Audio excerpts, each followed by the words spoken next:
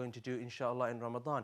Maybe you have to revise 3 juz altogether, like 60 pages, and you don't have much time, so you are going to recite Qur'an fast. But, what you have to be very careful of is that when you are reciting fast, you have to make sure that you are following all the Tajweed rules. If you have a bunny in the house and the bunny is really fast, yeah, bunny jumps around, he's really fast, are you going to say, you know what, because he's really fast, he's really good, I don't think he needs to be fed, and I'm not going to feed him anything? You can't say that. You can't say that at all.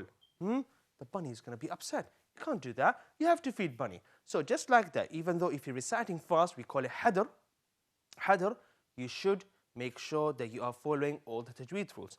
And I'm going to give you an example, inshallah, by reciting Surah Al-Kawthar to you. For example, Surah Al-Kawthar, بسم الله الرحمن الرحيم إنا أعطيناك الكوثر فصل لربك وانحر إن شانئك هو الأبتر.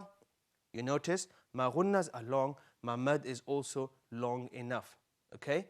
I'm not cutting anything, I'm not pronouncing anything wrong, I'm making sure everything is being pronounced in the right way. That is al-hadr. And then we have a level that is extremely slow, and we call it at-tahqiq. At-tahqiq is when you recite and you recite really slow and you make sure everything is being pronounced in the most perfect way ever. And we call this tahqiq.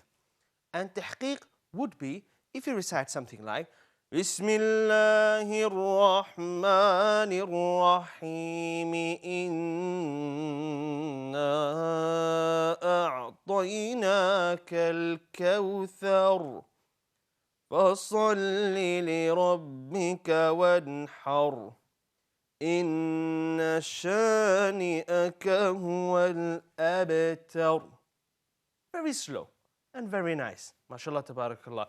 You should recite like that. If you have a massive gathering, and let's say there is a wedding or there's a nikah going on, and someone asks you to come up and recite, you should also recite like that. If someone asks you that we have a gathering and we're about to open a ceremony, or there is something special coming up, there's a speaker who's going to come up and make a speak, but we want someone to recite, you should recite as slow as you can, but you have to make sure it's not too long.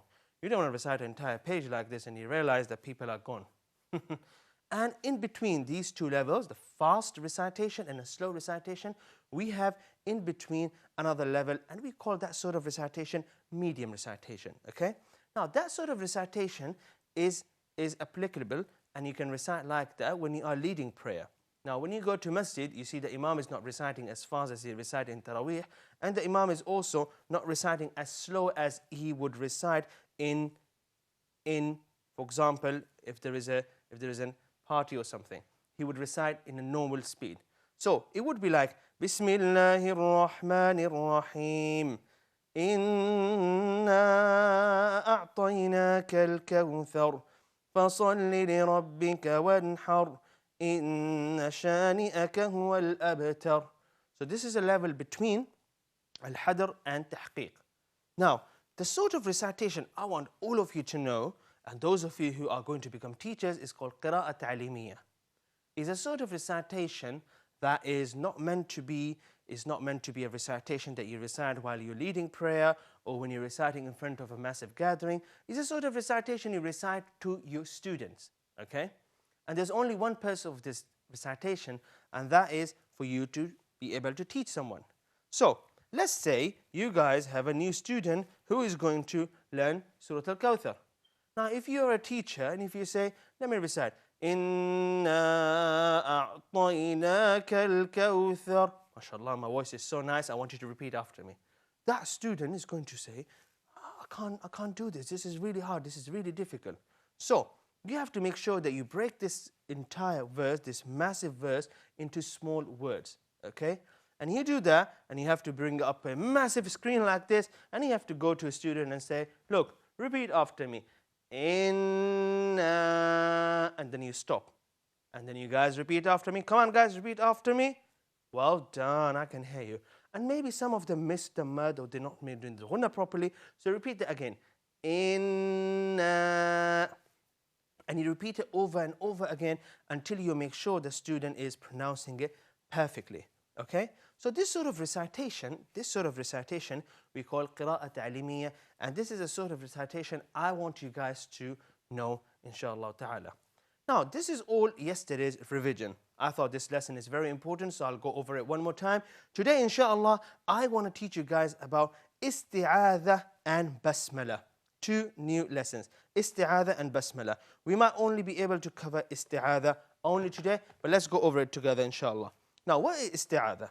Guys, when you're about to do anything good, when you're about to recite Qur'an, you have one enemy. You have one thing that will come and try to distract you, and that is shaitan. Okay, that is shaitan. So when you're about to do something good, you have to make sure that you ask Allah to protect you from this shaitan. Because even before you start doing this good thing, he might come and stop you. He might come and remind you of this new game that you bought, or something new, or some new ideas. He'll get you to be busy and forget reciting Qur'an. So, every time you open a Qur'an and you're about to recite Qur'an, you have to make sure you start reciting Qur'an with أعوذ بالله من الشيطان الرجيم. Okay? And we call this al-isti'adha. Okay? Now I know a lot of students say, read أعوذ بالله, أعوذ بالله, أعوذ بالله. That's not a real way of saying it. Say al-isti'adha. Guys, you can learn this word. Okay? I'm going to put this word on this massive whiteboard for you guys so you guys can learn it. Okay? Come on, let's learn it together. It's called what happened there? Al-isti'adha. Okay? How are you guys today? Is everyone good? Are you guys at home, mashallah? You guys listening to your parents? I know a lot of you are helping your parents. You've been good kids, mashallah, tabarakallah. So, al-isti'adha. Al-isti'adha. Okay? A'udhu billahi, we call it al-isti'adha. And this word is easy, okay? If you guys can memorize so many these difficult football players, I can't even pronounce them. Can't even pronounce their names. You guys can memorize all these names. You can memorize this. Al-isti'adha. Now, صيغة al-isti'adha. How are we supposed to say al-isti'adha? We're supposed to say it like a'udhu. A'udhu. And I'm going to explain what does this word mean. Okay, this word here, a'udhu, means that you seek refuge. A'udhu billahi. In Allah. Okay? You're asking Allah to help you for what? Min, from a shaitan. Look at this word. This word here is a shaitan. A shaitan. Okay? You're asking Allah to help you, to guide you against shaitan, ar-rajim. Ar-rajim means the cursed one. Ar-rajim. Okay? Now, this is very important, guys. This is extremely important. You have to say this every time you are about to read Qur'an. A'udhu billahi. I seek refuge in Allah from devil, the cursed devil. Okay? This is how we say A'udhu billahi minash shaitanir rajim. Now, what I'm going to do, I'm going to go on a short break. When we come back, inshallah, I want to extend this topic. I want you guys to know everything you can know about al-isti'adha.